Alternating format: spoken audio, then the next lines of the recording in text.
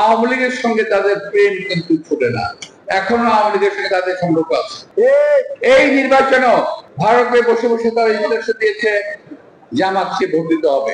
DUCSU election থেকে আমাদের শিক্ষা নেওয়া উচিত যে কিভাবে কালকে ডাকসু ইলেকশন কিন্তু দুটা কাজ হয়েছে, ইলেকশন ইঞ্জিনিয়ারিং 2008 সালের মতো, আবার ছাত্রলীগের ভোট।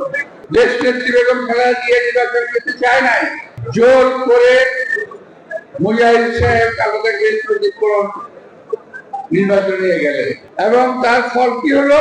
জামাত ইসলামের 4 থেকে 5 জন লোকের ফাঁসি হয়ে গেল, আর আমাদের কাছ থেকে চলে গেল সালাতুল কাদের চৌধুরী। প্রিয় ভাইরা, বহুদিন জেল খেটেছি। জেল খেলার এক পর্যায়ে আমার সঙ্গে নিজামী, মুজাহিদ সাহেব, ডাক্তার আবু তাহের এবং যাদের প্রায় 4 জন ফাঁসি হয়েছে, এরা কিন্তু সকলেই আমার সঙ্গে ছিল। আমরা একসঙ্গে ছিলাম, একই জেলে একই সময় ছিলাম। আমি একদিন নিজামী সাহেবকে জিজ্ঞেস করলাম, নিজামী সাহেবকে শ্রদ্ধাকে বলছি, জামাতের বোধ হয় আর নেতা আসবে না এমন।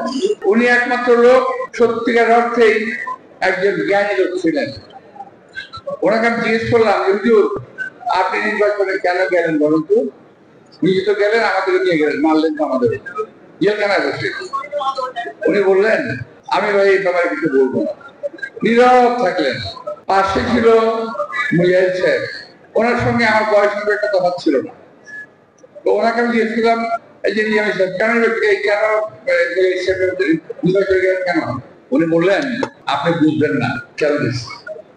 আজকে উনি যদি আজকে দুর্ভাগ্য ওই নির্বাচন কিন্তু ওনাদেরকে ফাঁসির দিকে নিয়ে গেল। ওনাদের 5 থেকে 6 জনকে ফাঁসি হলো। তারপর দেখেন আওয়ামী লীগের সঙ্গে তাদের প্রেম কিন্তু ছুটে না, এখনো আওয়ামী লীগের সঙ্গে তাদের সম্পর্ক আছে। এই নির্বাচনও ভারতে বসে বসে তারা ইলেকশন দিয়েছে জামাতকে ভোট দিতে হবে। অর্থাৎ বিএনপিকে ধ্বংস করলে পরে আর কোন সমস্যা থাকে না জামাত ইসলামের। আওয়ামী লীগ বাইরে থেকে বসে জামাতকে বলবে, এই যে মৌলবাদীরা দেশে আছে, সুতরাং এই দেশটাকে দখল করতে হবে। এরকম চিন্তা ভাবনা আওয়ামী লীগের ভিতরে আছে।